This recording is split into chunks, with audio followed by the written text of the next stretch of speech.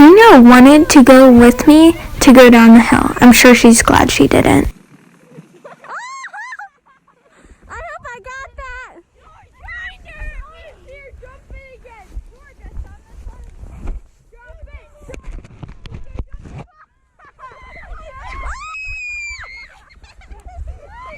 No one knew that Moose was strong enough to pull me out of a almost frozen pond.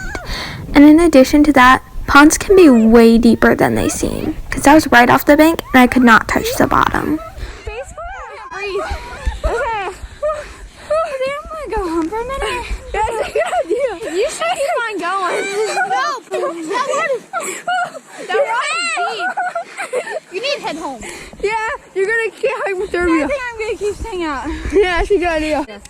Down the sledding hill, you go into the lake. Okay. I didn't breathe for a couple seconds. Good thing I was down there. I didn't know. Keep holding me out. I saw her like she was doggy paddling. Boomer said that I was doggy paddling, and I was. I'd like to deny that, but I was. I don't know why I started doggy paddling when I can do every other stroke. Walk her home.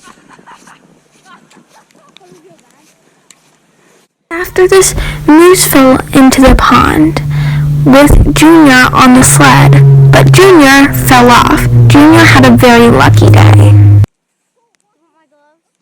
No.